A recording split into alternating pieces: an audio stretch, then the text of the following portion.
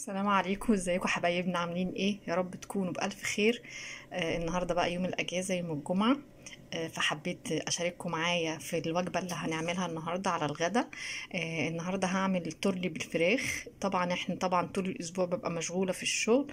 ممكن بنعمل بقى حاجات تيك أواي، حاجات خفيفه، حاجات كده، بس انا بحب يوم الجمعه بقى اعمل الاكل اللي بيبقى نفسنا فيه. ولادي طلبوا مني النهارده تورلي بالفراخ ورز معمر. يلا بينا بقى هوريكم خطوات بقى التورلي اللي انا بعملها ايه.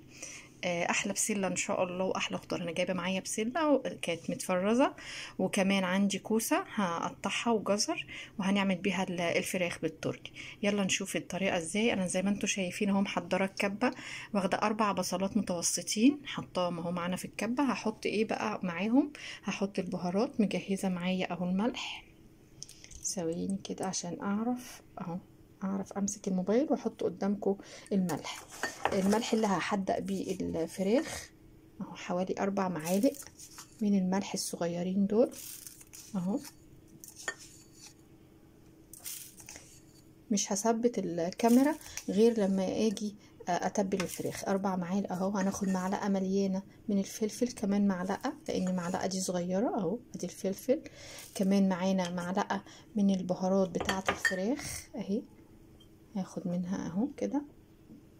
ناخد معلقتين برضو عشان المعلقه بتاعتنا صغيره، معلقتين من بهارات. وبعدين كمان عندي حبهان مطحون. هفتح كده واحط معلقه من الحبهان المطحون. يبقى كده حطينا فلفل اسمر، وحطينا الملح، وحطينا البهارات بتاعه الفراخ اهو زي ما انتم شايفين. هحط شويه كده من الحبهان المطحون اهو. كده هما ال4 حاجات اللي حطيناهم. هنضرب بقى الكلام دوت معانا في الكبة. وارجع لكم تاني. لما ارجع بقى هوريكم ازاي طريقتنا بقى في التورلي. زي ما انتم شايفين هرجع لكم بقى تاني اضرب في الكبة عشان الصوت، وارجع لكم حبايبي. زي ما انتم شايفين انا نقع الفرخه اهي، زي ما انتم شايفين في الملح والدقيق، وكمان قشر ليمون وقشر برتقال برضو كان عندي حطاه. انا بحب النكهه بتاعه الليمون والقشر دوت يبقى موجود معانا في الفراخ كده، بيطلع الزفاره خالص. معنا دقيق وملح ونقعاها اهي زي ما انتم شايفين. بقى لها حوالي من ساعه لساعه ونص منقوعه اهي. هنشطفها ونقطعها وارجع لكم تاني نقول لكم هنعمل ايه. زي ما انتم شايفين بقى معانا البصل اهوت. انا حطيته في الصينيه اللي هعمل فيها صينيه التورلي اهو. البصل اهو متبل طبعا بالتوابل اللي قلنا عليها، والملح والفلفل والبهارات، وكمان الحبهان اللي هو البودر برضو حطينا معلقه زي ما انتم شفتوا. ممكن تدوقوا الحدق بتاعه اهو. انا بس هنزل لكم الكاميرا شويه.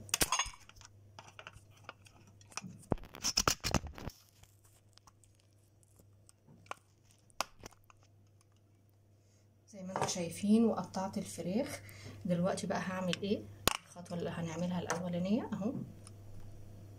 زي ما انتم شايفين هناخد بقى الاول الخضار هنحطه. مقطعه كوسه اهو.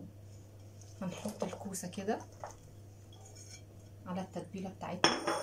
كمان جايبه معايا الجزر اللي هو متبل، قصدي الجزر اللي هو متفرز في الفريزر.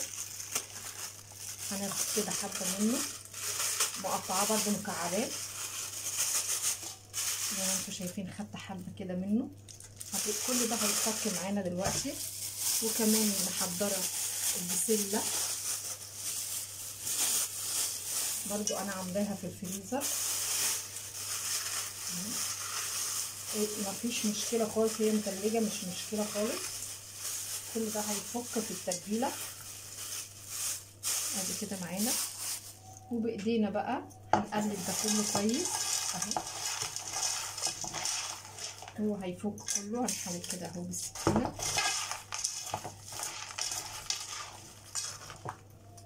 هحاول كده اجيبها كده شويه عشان تشوفوا الحاجات دي اهو.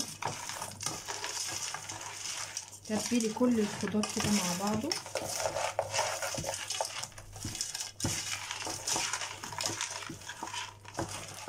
عشان ياخد من التحديقه بتاعتنا زي ما انتوا شايفين اهو. كل التلج ده هيفك خلاص طول ما انتوا تقلبي كده اهو.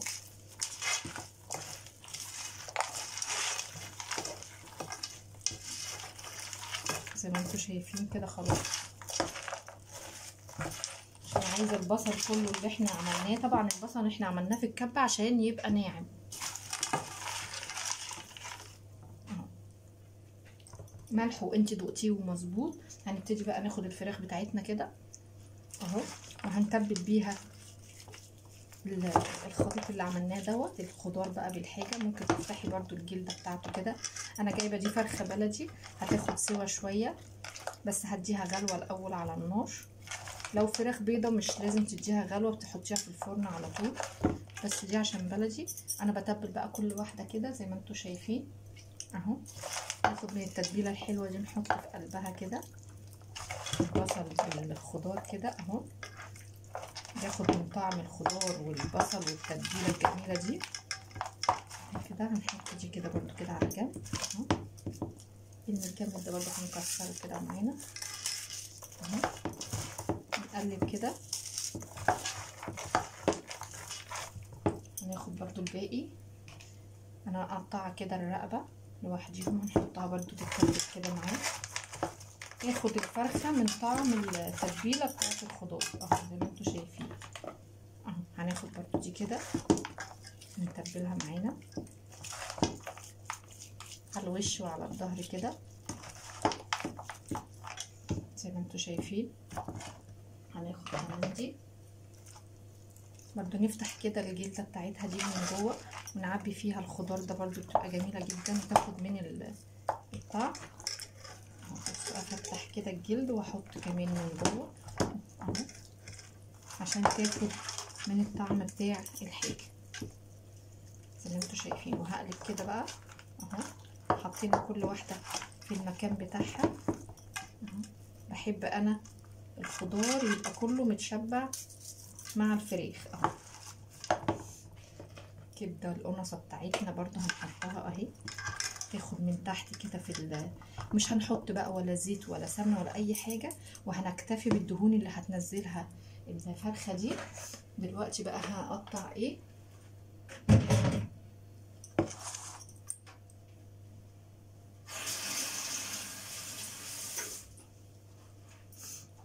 دلوقتي بقى هنقطع ترنشات من الطماطم كده كده. هنحط بقى كده على الفرخه، بتدي شكل الصينيه حلو قوي لما تستوي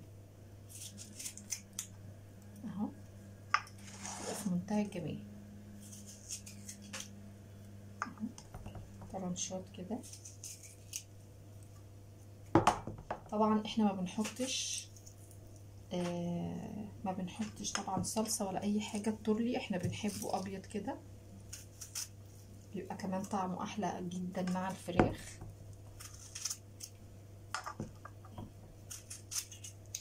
زي ما انتوا شايفين نحط على الفراخ كده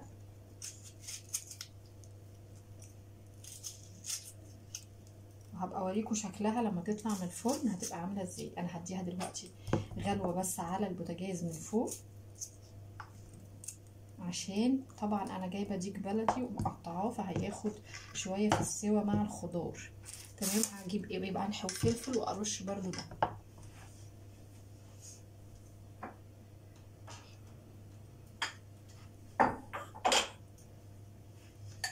ادي حبه الفلفل اهو كده. ونجيب كمان الملح اهو رش كده على الوش عشان يبقى برضو الطماطم دي خدت من الملح والفلفل.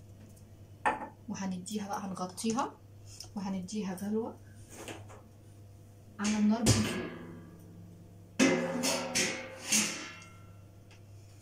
وهنحضر بقى معاكم الرز وارجع لكم تاني. زي ما انتوا شايفين يا جماعه جهزت البريمه كده اللي هعمل فيها الرز. جايبه 3 من البريمه بياخدوا معايا كيلو رز. انا غاسله اهو الرز كويس ومصفياه عندنا الطبق ده بتاع الرز يا جماعه بيتباع عندنا ب10 جنيه. بصوا هننزل بقى كده في البريمه اللي احنا محضرينها دي. هنحط المقدار، انا طبعا عارفه المقدار بتاعه. البريم ده يكفي حوالي شخصين، فهوزع الكيلو الرز على البريمه دي. هحاول كده اهو. هنشوف التاني اهو، مغسلاه ومصفياه.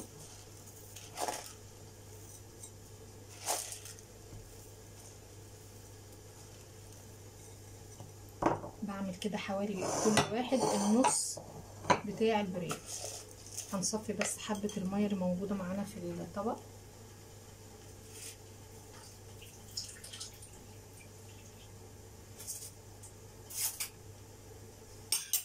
اهو. هنحط كمان في البرام بقى التالت برضو المقدار بتاعه. كل واحد نص البرام رز عشان ياخد ويدي معانا اهو، لان هو طبعا بيرفع معانا مع اللبن. انا كده بغلي اللبن ومولعه الفرن بتاعنا. دي طريقتي في الرز، يا رب تعجبكم بتطلع ناجحه جدا. دلوقتي انا مولعه الفرن بتاعنا اهو. بحاول ان انا المقدار كله اللي موجود معانا يبقى نص نص نص زي ما انتم شايفين كده. 3 برامات هما كله نص نص نص اهو زي ما انتم شايفين. هنجهز بقى معانا ايه، هنجيب الملح والسمنه بتاعتنا، هنجيب اللبن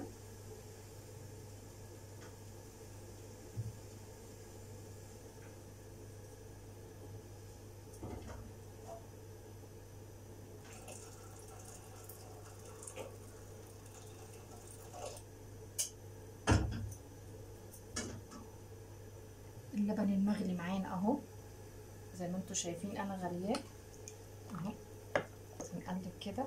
هحط بقى مقدار اللبن. عايزه برضو لو انت عندك كميه قليله من اللبن بس عندك قشطه بيبقى حلو جدا في الرز. انا محضره برضو معانا قشطه هحطها قدامكم. وممكن تحطي كمان يعني لازم وانت بتغلي اللبن تحطي مقدار حوالي كوبايه من الميه تغلي معاه، عشان الرز بيبقى عايز ميه برضو مش كله لبن. انا هبقى حاطه 3/4 لبن والربع بس ايه ميه مغليه اهو. هنحط دلوقتي معاكم في البريمه اهو كده يغطي معانا الرز. برضو دوت كيلو من اللبن زي ما انتم شايفين. وزعته على البريمه بتاعتنا. وهجيب السمنه زي ما انتم شايفين. عايزه برضو في عندي ناقص من اللبن كده اهو. هحط شويه ميه قدامكم، مفيش اي حاجه، ميه مغليه اهو. الميه بتبقى لازم جدا في الرز، هي اللي بتسوي الرز اكتر من اللبن. هنحط بقى المقدار بتاع الملح بتاعنا كده معلقه في كل برام اهو، معلقه. ولو برضو حابه تدوقي مفيش اي مشكله، بتدوقي وتشوفي الحياء بتاعه مظبوط ولا لا. وكمان هنجيب بقى معلقه من السمنه في كل واحده. ادي معلقه واحده، ادي معلقه، وادي للبرام بتاعنا الجميل ده كمان معلقه اهو زي ما انتم شايفين. هنبتدي بقى نقلب كده. وعشان اللي بيدي للرز اللمعه الحلوه بتاعته بنحط له كمان معلقه من الزيت. انا كده مولعه يا جماعه الفرن بتاعنا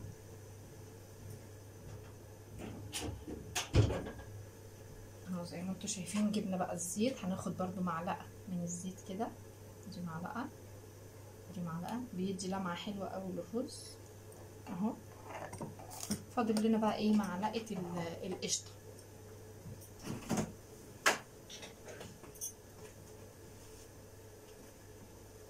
انا مجهزه معانا قشطه اهي كانت في الفريزر مجهزاها. باخد لكل برام معلقه من القشطه، بستخدمها كمان للرز وبستخدمها للفطير، بيبقى حلوه جدا. زي ما انتم شايفين كده انا بفتح الكيس وهاخد معانا معلقه في كل برام، معلقه من القشطه اهو في كل برام. ادي 1 ده بيدي بقى وش جميل جدا مع اللمعه بتاعه الزيت، بتبقى تحفه يا جماعه. بصوا معلقه برضو اهيت في البرام ده، ونبتدي نقلب كده اهو. نقلب بقى اللبن بتاعنا مع الرز اهو. طبعا اللبن مغلي، قلبي بقى كويس كده عشان الملح كمان ما يبقاش يترصف في القاع بتاع البرام. بصوا القشطه بتدوب معانا عشان اللبن المغلي. بصوا دي بقى اللي هتعمل وش جميل جدا. دي طريقتي في الرز المعمر، بيبقى طري وجميل جدا بسبب برضو كوبايه الميه اللي حاطينها للبن. ممكن تدوقي بقى عادي الحدق بتاعه لو حبيتي ازيد من كده، بس انا طبعا ده كده بالنسبه لي مظبوط حلو جدا. هنبتدي بقى ايه دلوقتي؟ احنا عندنا التورلي بتاعنا، المروحه اهي اشتغلت بتاعه الفرن، وكمان بولع المروحه. لو انت عندك الفرن بتاعك بيشتغل شوايه ومروحه مع بعض شغالي بيبقى حلو، لازم للرز. انا دلوقتي هدخل صينيه التورلي مع البريمه ديت في الفرن، ومش هنفتح عليها خالص دلوقتي. انا بالنسبه لي انا الفرن بتاعي بشغل المروحه اللي هي بتاعه توزيع الحراره، وبشغل الفرن من تحت، وهحط البريمه دي فين؟ على اول رف من تحت. انا كده خلصت تقليب، هناخد بقى دوت وهحطه في الفرن واوريكم. عايزه اوريكم بقى، بصوا الصينيه بتاعتنا بتاعه الفراخ اهي بتغلي خلاص، غلت اهيت. هنطفي بقى كده عليها وهنغطيها، سواء بقى انت تغطيها بورق فويل او حاجه. انا عندي صينيه مقاسها جدا، هحطها كده وهغطيها زي ما انتم شايفين. برضو لو في ورق فويل عادي بيبقى كويس جدا. وهوريكم برضو الرز بتاعنا اهو في الفرن. هنفتح بقى كده ونضيف كمان الصينيه بتاعتنا. احنا المفروض ما نفتحش على الرز، بس انا لسه مدخلاه. هنضيف دلوقتي معاكم اهوت الصينيه، بس انا لازم افصل وارجع لكم عشان مش هقدر وانا بصور. اهو زي ما انتم شايفين الرز بتاعنا اهو، حطاه على الرف اللي تحت اهو. وهنحط كمان الصينيه واوريها لكم. بصوا انا حطيت كده الصينيه اهي، ومشغله المروحه عشان توزع الحراره والوش بتاع اللبن يعمل اهو. الصينيه بتاعتنا هي اللي فيها الفراخ وادي البريمه. هنقفل بقى كده عليه خلاص، وهرجع لكم لما يستوي. بصوا بقى يا جماعه، بعد ما طلعنا بقى الاكل من الفرن، بص عامل ازاي، بصوا شاهي ازاي وجميل ازاي. اي حاجه بتتعمل في البيت بتبقى جميله وتحفه. يا ريت تجربوا الطريقه ديت، طريقه تحفه وشهيه جدا. والفراخ واخده من طعم التورلي والبصل، ريحه عايزه اقول لكم تجنن. بصوا الرز طالع عامل ازاي في البرام، بصوا واخد حقه جدا في السوا. بصوا الوش عامل ازاي عشان عندنا معلقه القشطه والسمنه والزيت، بصوا بيلمع ازاي، تحفه. بصوا الصينيه هي بتاعت الفراخ تحفة جدا، جربوها هتعجبكم. ايه رأيكم؟ يلا بإذن الله أشوفكم على خير في فيديو جديد من فيديوهات الحلوة. السلام عليكم ورحمة الله وبركاته.